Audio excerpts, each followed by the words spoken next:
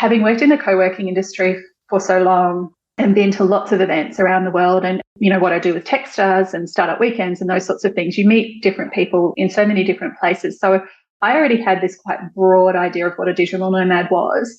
And a lot of people kind of think it's someone who just builds silly websites and gets advertising money or something, the whole variety of things that people tell me what they think a digital nomad is. But to see all of these people together was great. And the thing about Bansko, it's this tiny little town up in the mountains in Bulgaria that wouldn't register on anyone's radar for anything if you weren't introduced to it.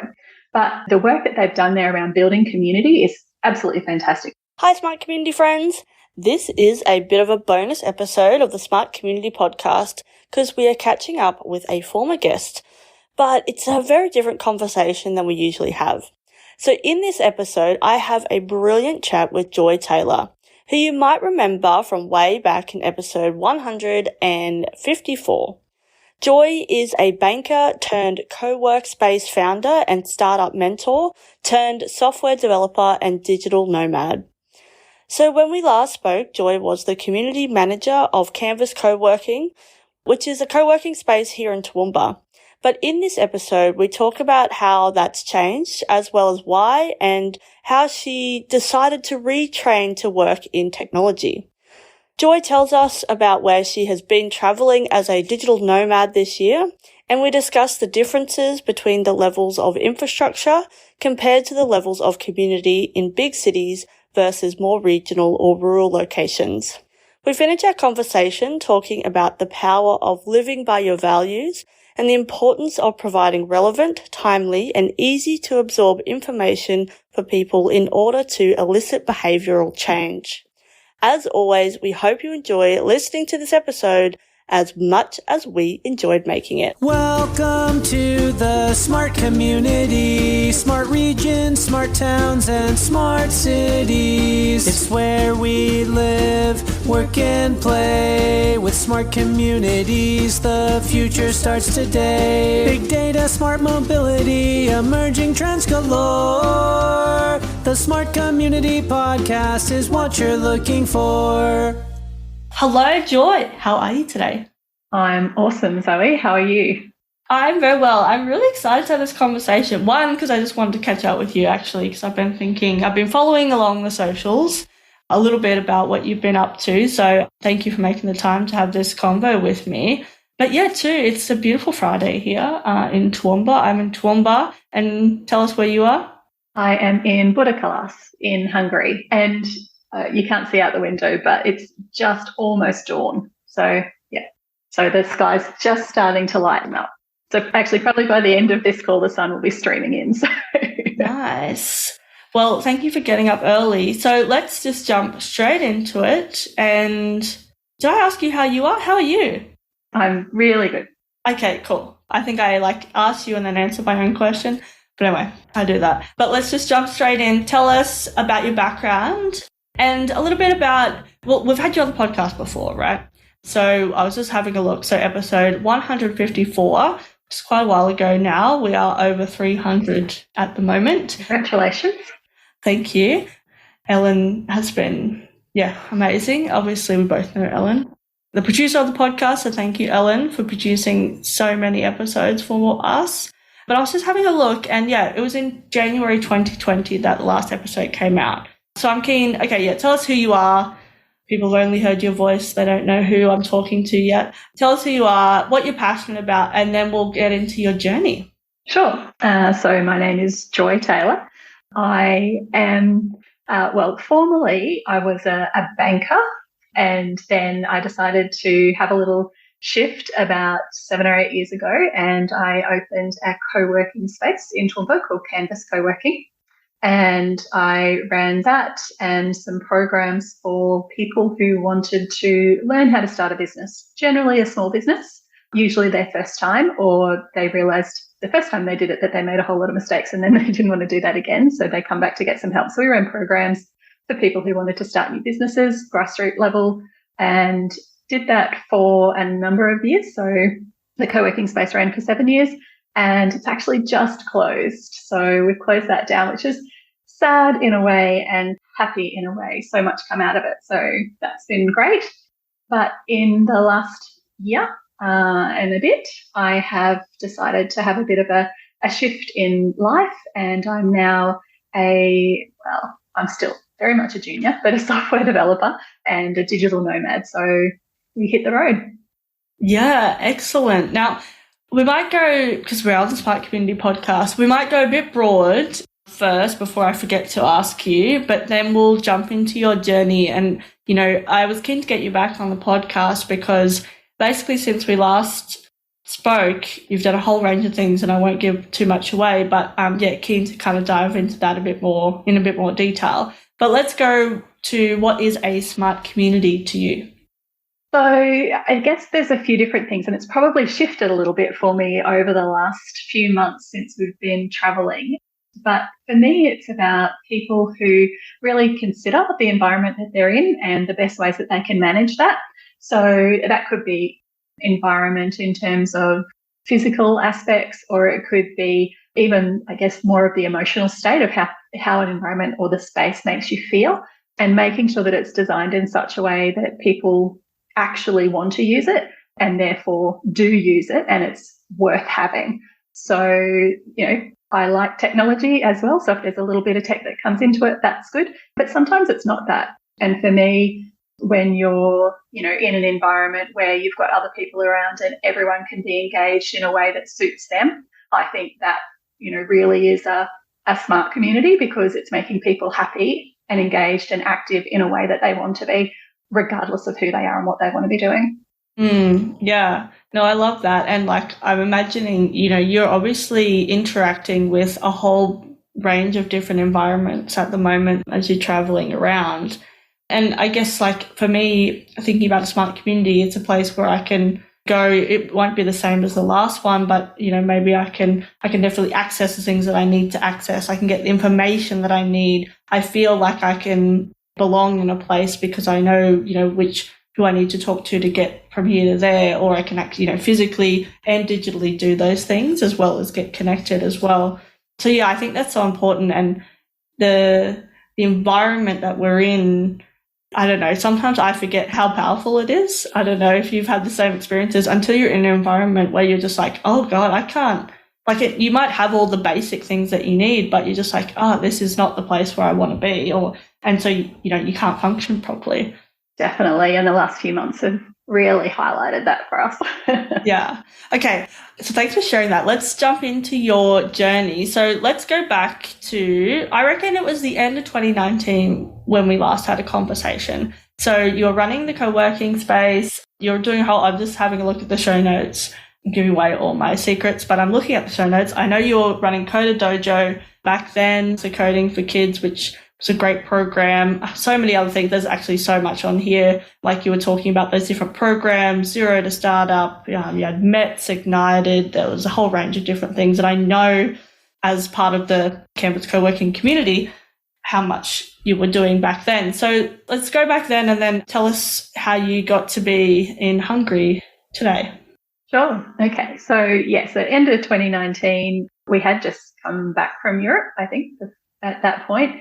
And I was probably, you know, my mind was ticking in terms of I'm ready to do something else.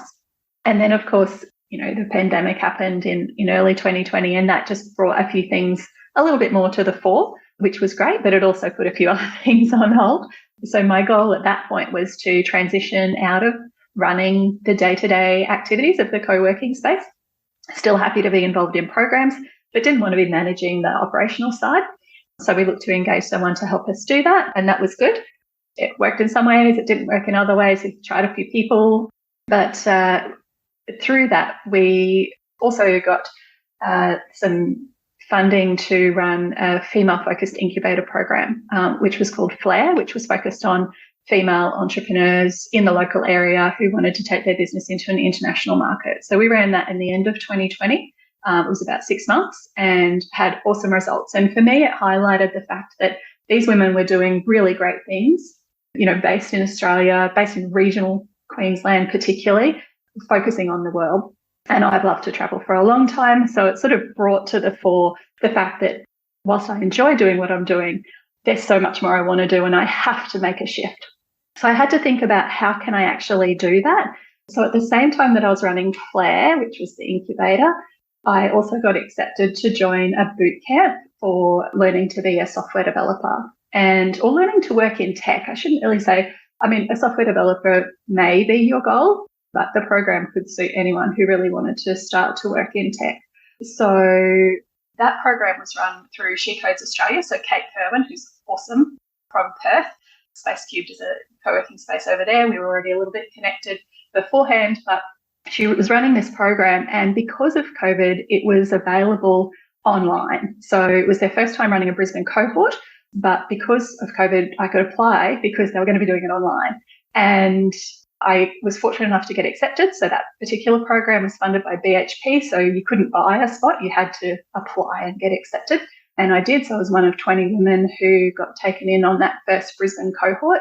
And we spent the next 6 months whilst running an incubator in a fairly full-on boot camp. So I might have slept in that time, I'm not really sure. But it was this awesome opportunity to actually sink myself into that community that was interested in learning and for a variety of different reasons, but interested in learning something new that could propel them into a career change if required. So for me, that's what I wanted. I wanted something that was going to let me work a little bit more independently, certainly work remotely, because we wanted to travel. That was always the goal. And whilst running our own businesses, and that is great, sometimes you just need to not. And you just kind of need, I'm going to say loosely, a 9 to 5, where it kind of starts and kind of finishes, and not that I actually still don't actually think that way, but I didn't want the responsibility of having to, market my services and invoicing and all that sort of stuff. So I wanted that shift.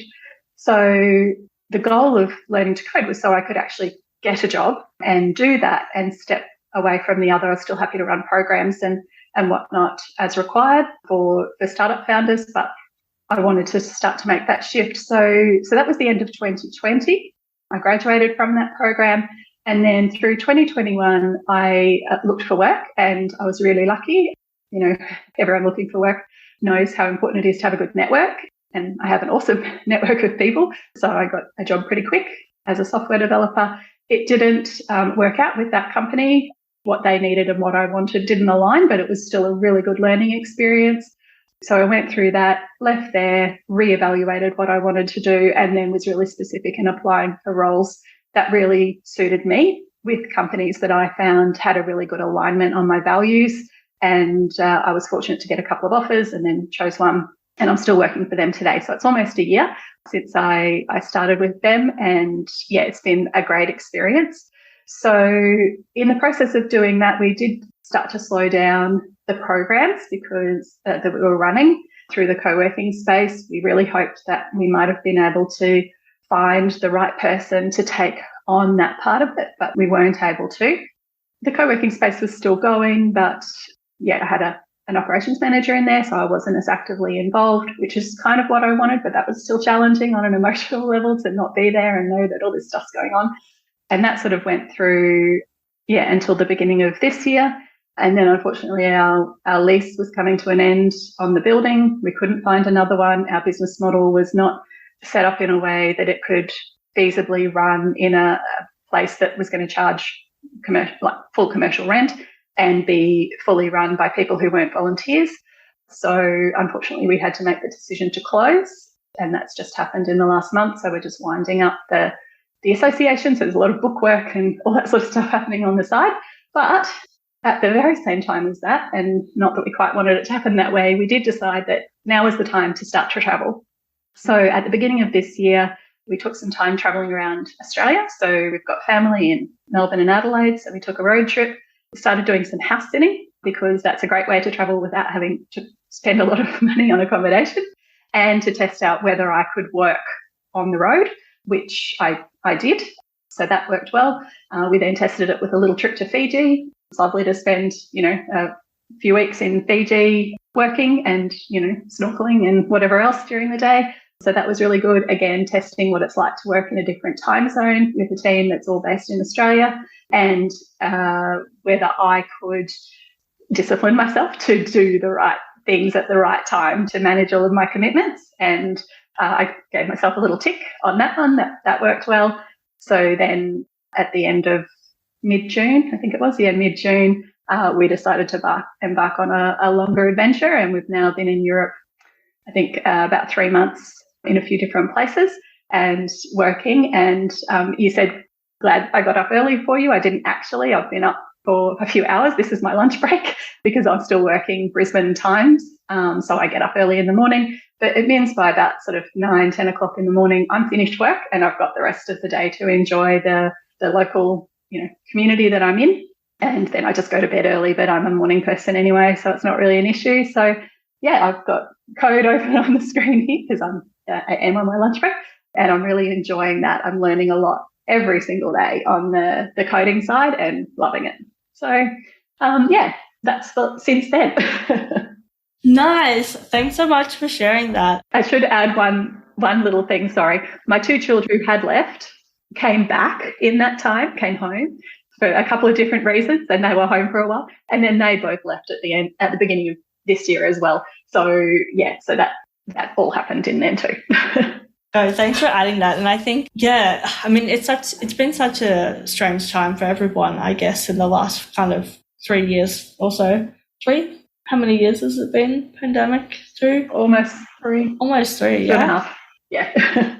And just making those, kind of radical shifts and changes, I think we've all kind of reevaluated what we want to do. And I guess congratulations on making the shift. Some people, it's hard, right? Even if you want to be there, but you love the thing you do. I've done this also many times, maybe not many times, but, whenever I do it, it feels like I've done it many times, but it's just like this, it's not bad, but it's not, it's, you have this kind of longing or pulling to this other thing that you want to try. And so, yeah, congratulations on doing it, because it's a tough gig. Thanks. Yeah, it's been hard, but yeah, it's been good. Yeah. And I think it continues too as well, right? Like it's, it's not like, oh, I made the decision. Okay, now it's great. And now it's working. You just have to keep working at it every day. And, things will continue to shift and change, right? Absolutely. And there's no, for me, and I just had a conversation with someone else about this a minute ago, I couldn't just go, oh, I'm not going to do that anymore. It's over. It's not like I can just, resign and walk away and that's it. It's, it's a community, it's a not-for-profit, it's a business, it's my responsibility. I have to see it through to the end. I can't just go, oh yeah, I'm done, sorry, bye. There's no way to hand it to. So that part, it's come with me. I'm still doing all of that stuff. So it's not like a clean break either. It's this long, drawn-out sort of mix of things. And yeah, I knew it would be, so I was ready for it. But still, I think it's even harder than when it's just that clean break. Yeah, handing in your, see you later resignation letter from a 9 to 5. So they do have their perks, I think. And you were talking about, just to go back, it's the community element too. It's not like you don't want to close the community, right? And the community still exists.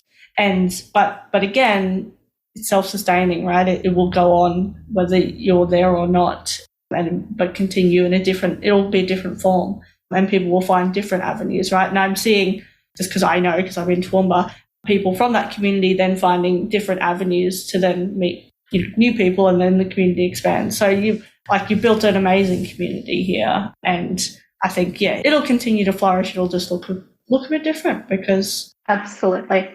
And that's the evolution, right? Yeah, that's right. I think that's a good thing. I think it needed it. So, yeah, it's good. Yeah.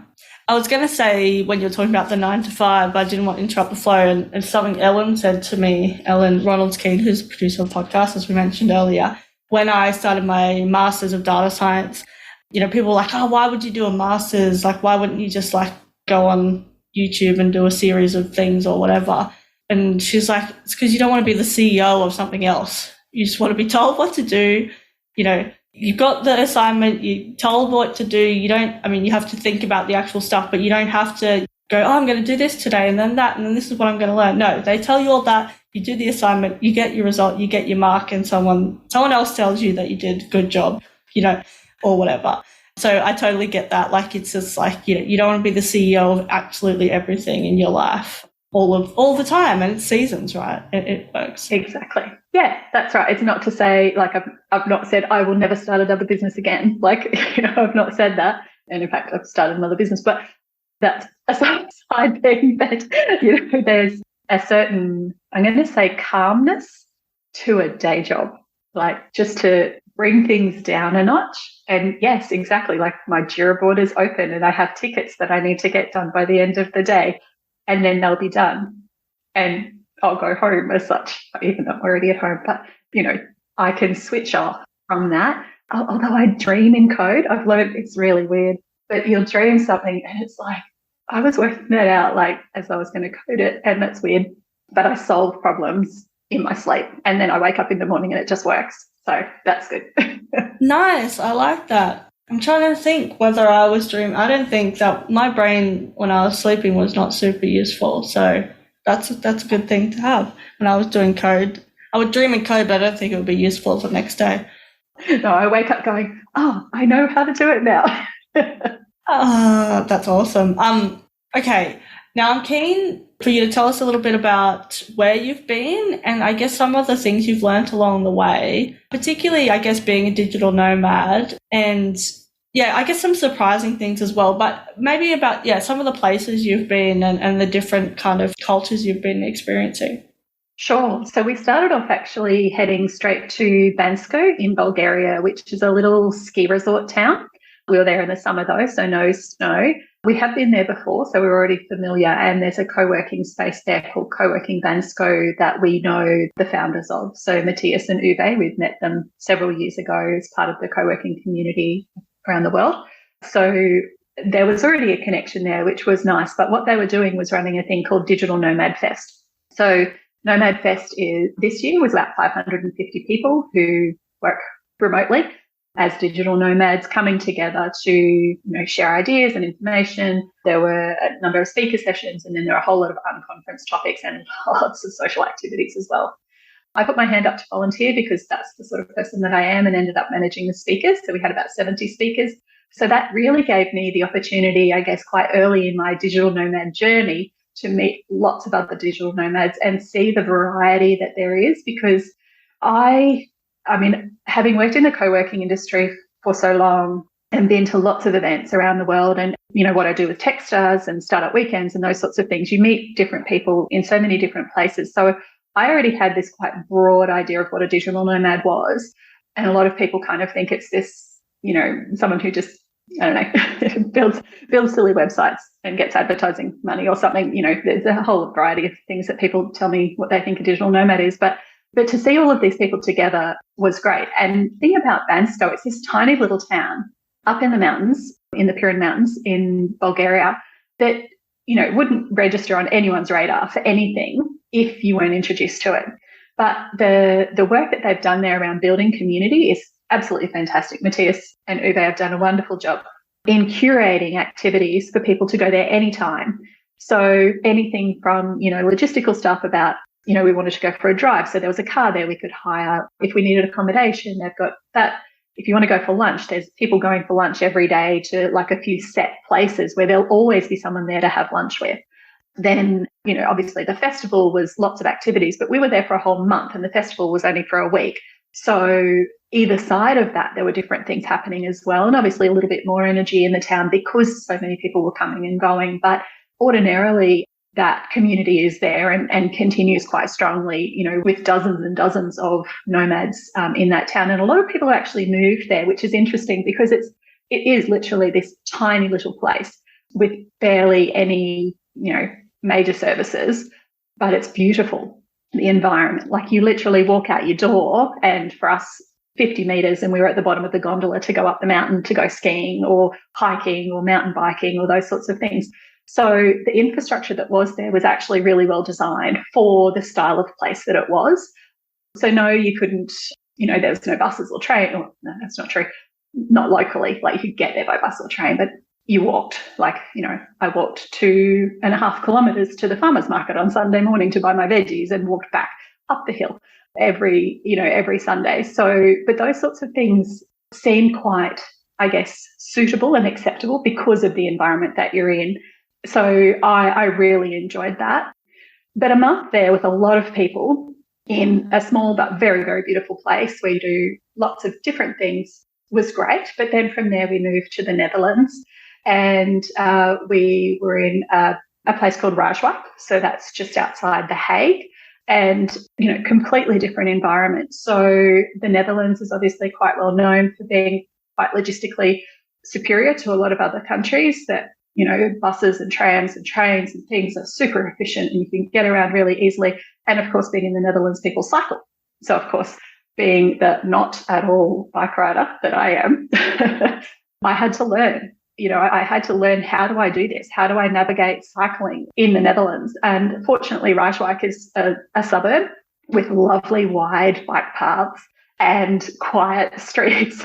So I was able to learn there before I rode into The Hague and went to the Peace Palace, which, no, it's narrow and lots of people. And how do you navigate that? But still, the way they thought about it was really good. And that was really interesting. But then on the community front, we were house sitting in Rijswijk, so that's why we were there. We were looking after some animals, so we had some responsibilities, but there was no community. And even within the place that we were, which was like a row of townhouses, we barely saw or met anyone. The cars were there at night, the cars were gone in the morning, sort of thing, and they were off to work or they'd cycled somewhere or whatever. So the few people that we did meet were really friendly, and it helps when you've got a dog to walk. so that's good. But that sense of community that was in Banstow, where there's very few people, was not in Rijswijk, where there's lots of people. But infrastructure-wise, it was great. For what we wanted, though, at the time, it suited us. So it was good. We had a lot of work to do, so it was good to have that.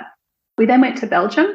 And again, I'm not generally a big city person, but I wanted something that was, a little bit interesting, I guess, a place to look at. So we went to Ghent, which is a not small city, but, not a huge city either. But we stayed in the Old Town part. And again, looking at the environment, like it's, centuries old.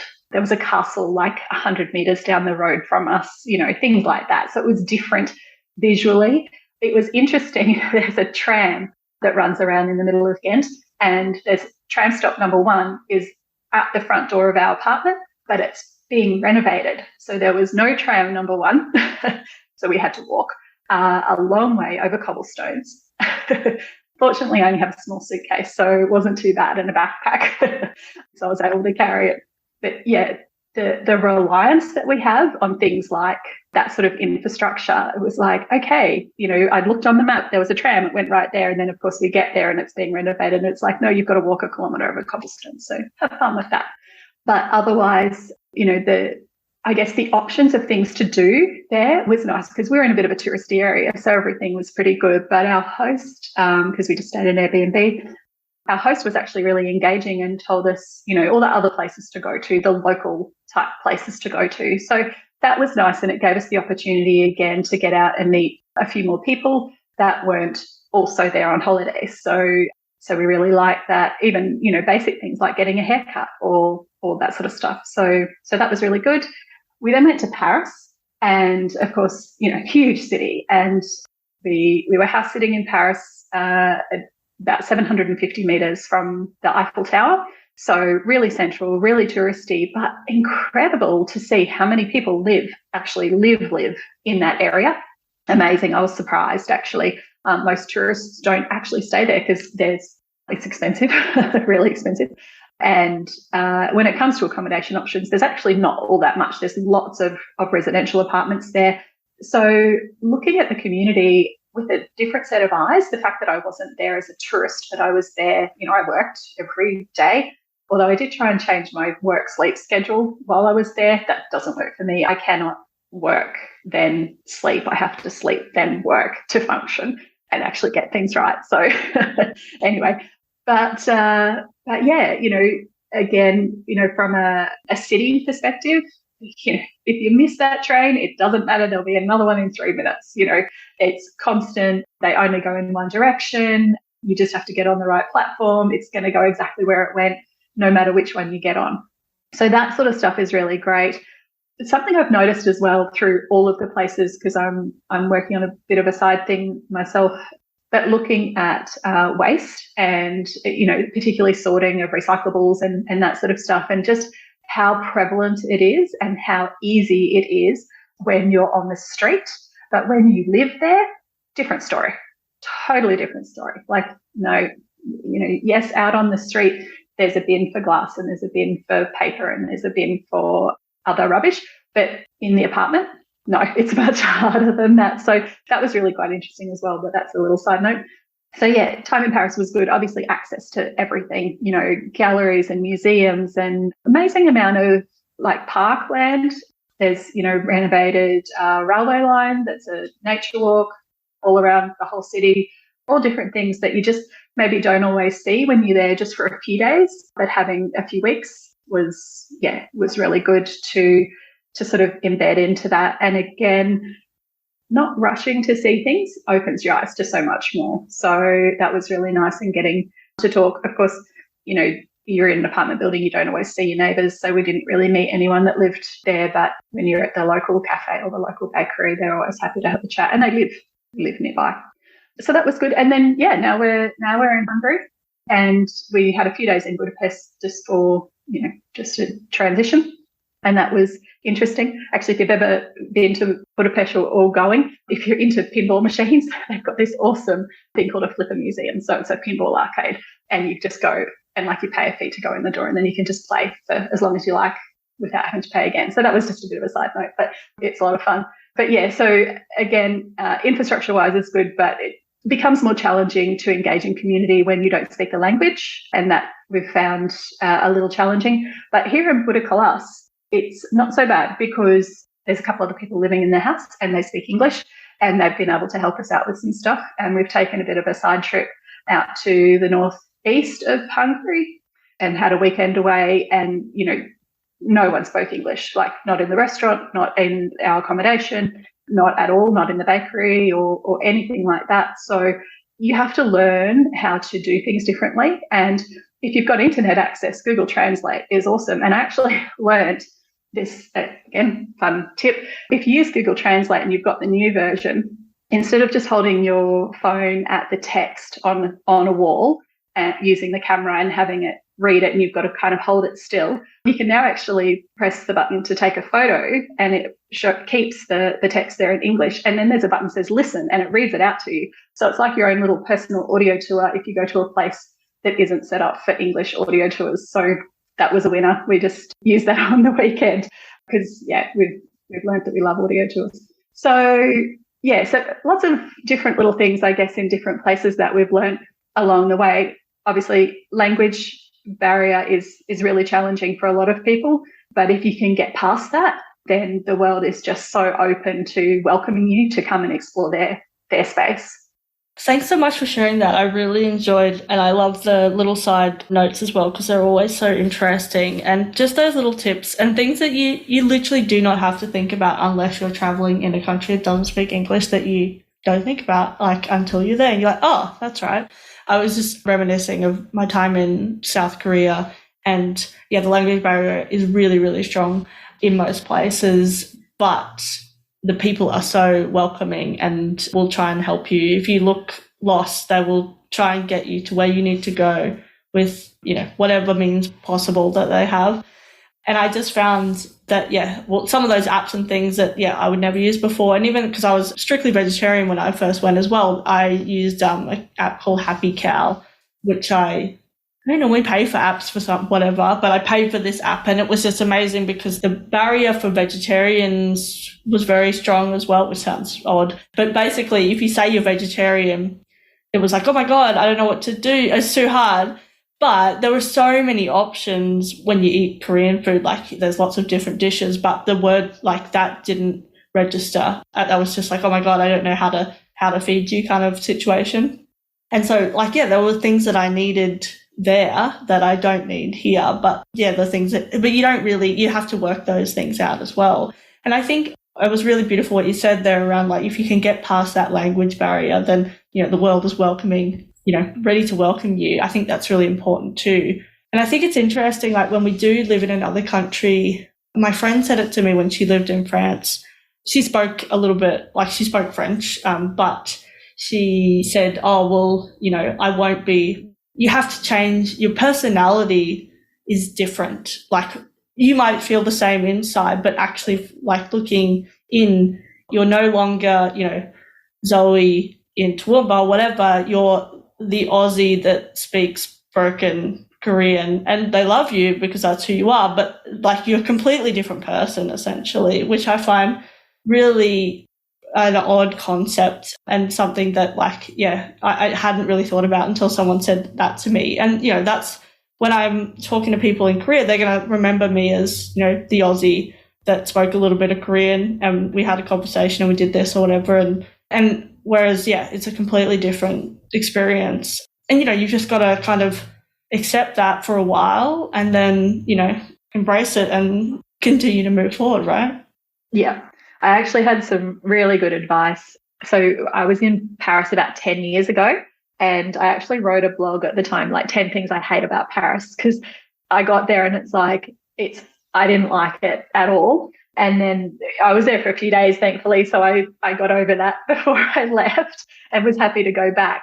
But in that 10 years, like, I've taken French lessons, and I'm not fluent and I can't actually speak French. I can maybe watch a film and get the general storyline or something like that. But I've got enough French now and enough confidence now to be able to walk in the door of a store and say, hello, how are you? And engage with the person than I did before. And a lot of people talk about, French people are rude. And it's like, well, if you walked into a store and you didn't say anything to the person who was in the store when you walked in, of course they're going to think you're rude.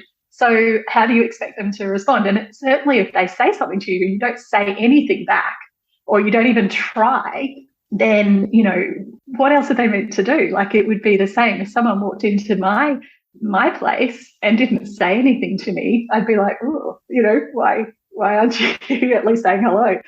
So I guess, I've improved my level of French and my engagement. I had a wonderful time this time. I think I approached it with a different mindset. Obviously, it wasn't at the end of a school tour thing, and I wasn't totally exhausted from having done that. But, we've been on the road for a few months by then, and but it was a different mindset that I had, and I had worked hard to try and improve. I'm here in Hungary. My Hungarian is limited to about 3 words, but they're the important ones. They're the ones that go hello and please and thank you, and if you can at least get through those, most people will then actually be able to speak a little bit better English than what they could when you didn't say anything. So, that makes a big difference.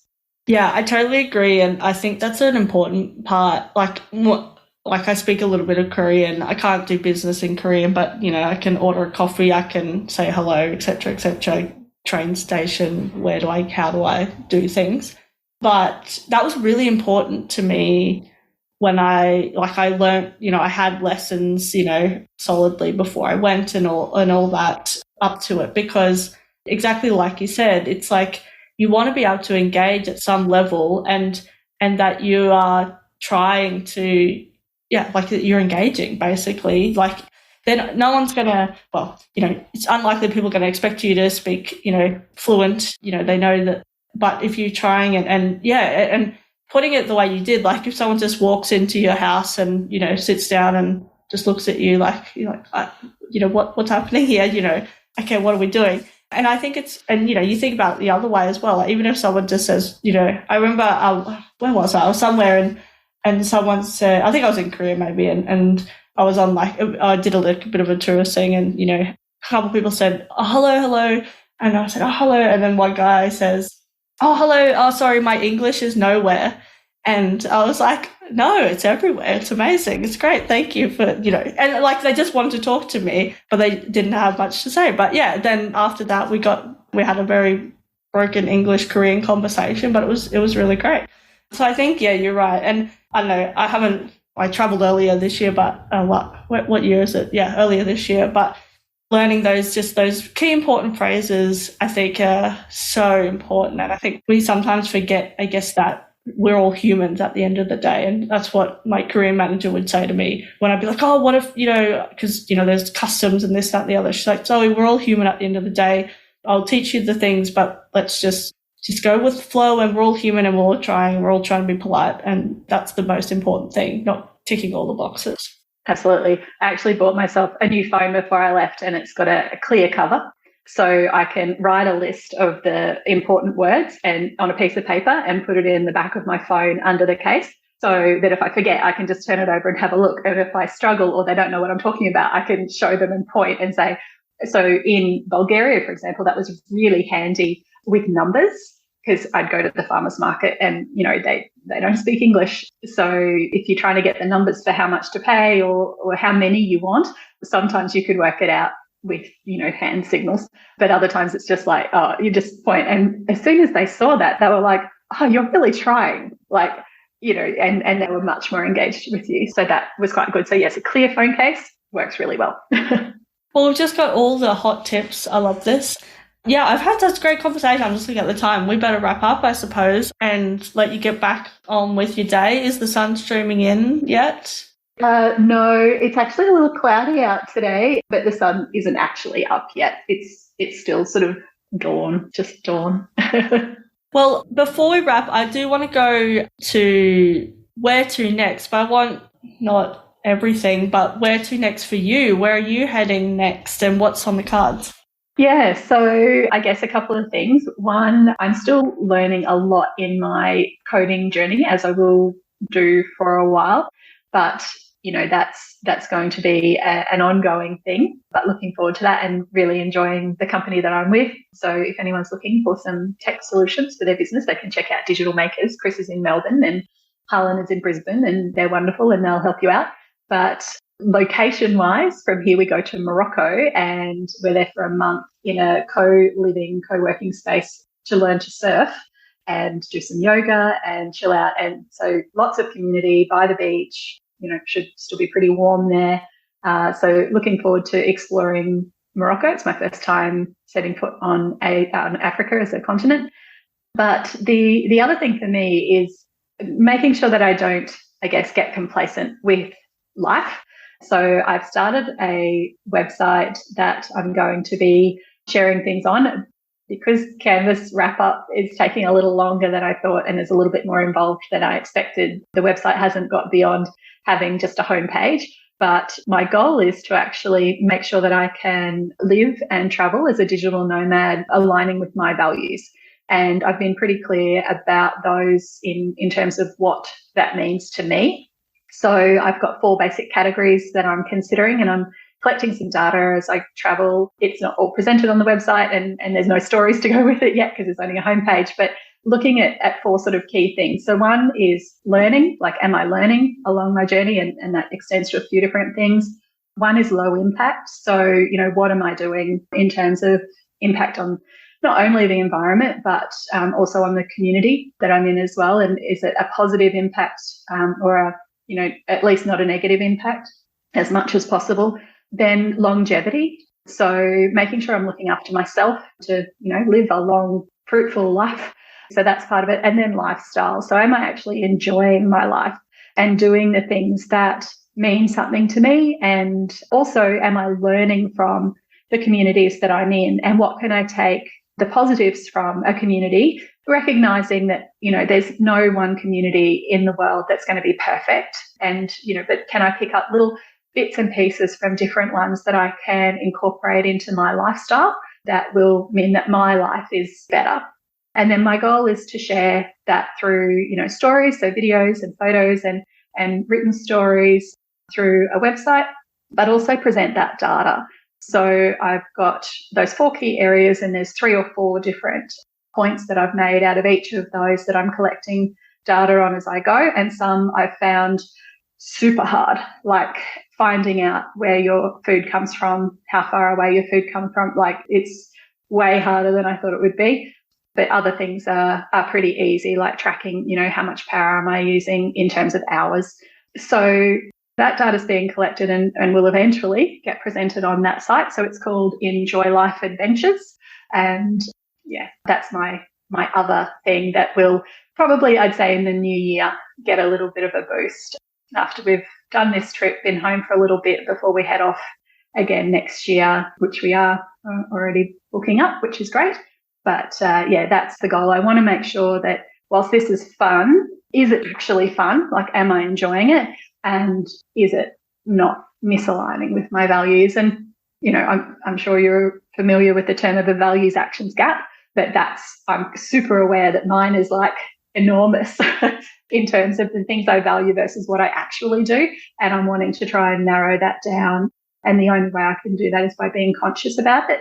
And, you know, that's everything from what I eat, how I travel, what I do with my free time, how I engage with people, all of that sort of stuff. So just being, more conscious, more aware. And then, you know, if I can share and that helps someone else to get a new idea or learn or just even, again, be a little bit more conscious about it themselves, that's my goal. So, so if you're interested, check it out. As I said, not much there, probably lots of broken links, things that might have a bit of lorem ipsum text in it still, but it's on its way. So we'll put the link in the show notes and then we can update. And once, you've updated and whatever, we can do a shout out for that as well. Sounds super interesting. And I love a data-driven approach.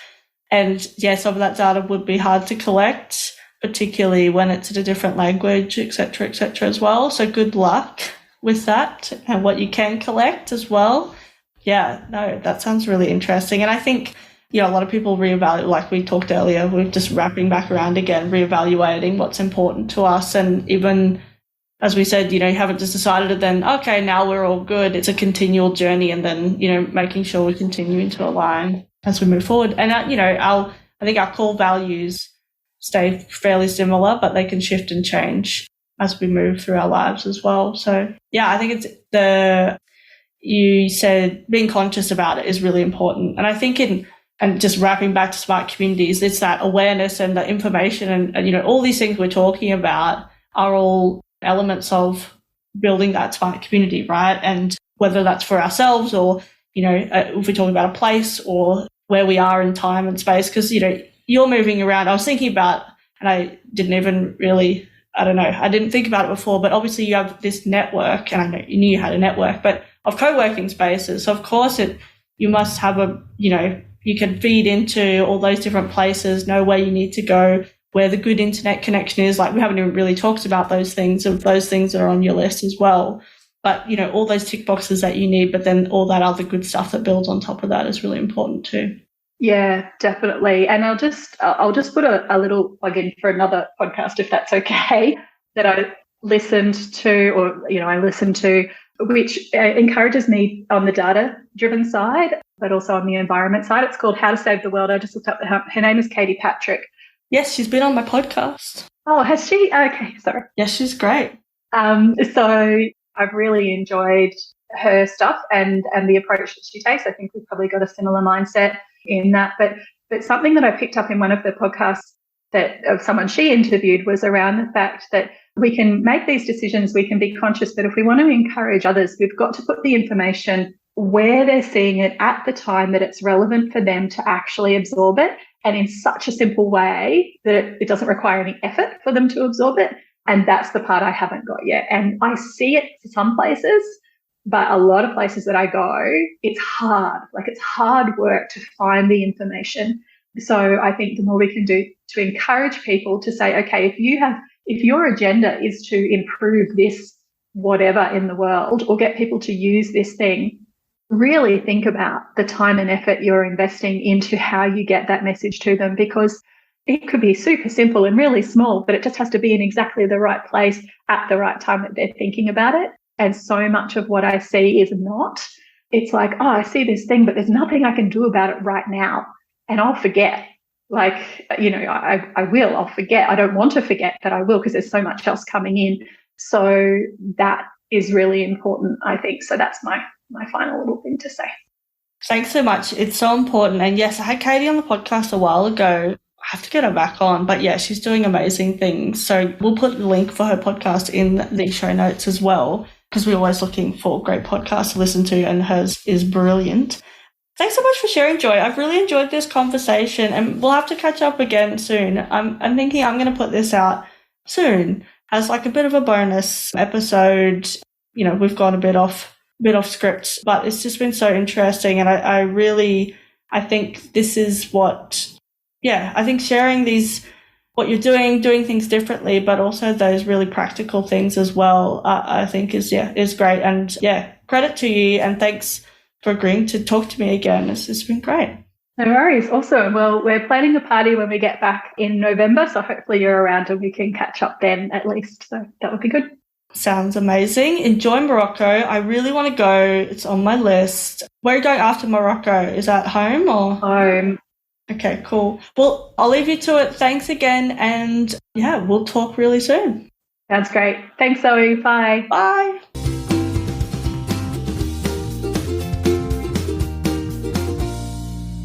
The Smart Community podcast is brought to you by My Smart Community. If you're trying to deal with disruption, not sure what technologies to buy, need to facilitate genuine collaboration, then we can help. Email hello@mysmart.community or head to www.mysmart.community/consulting. Thanks so much for listening to the Smart Community Podcast. Show notes for this episode and all other episodes are available on our website, mysmart.community/podcast. If you have any questions for us or any of our guests, you can email hello@mysmart.community. You can also find us on the socials. We are on LinkedIn and Twitter @SmartComHQ. That's com with 2 M's. If you are enjoying the podcast, please hit subscribe so you never miss an episode. And we would love for you to leave us a rating and review at wherever you listen. This really helps us reach more ears and eyes, so thank you for your support. As always, we hope you enjoyed listening to this episode as much as we enjoyed making it.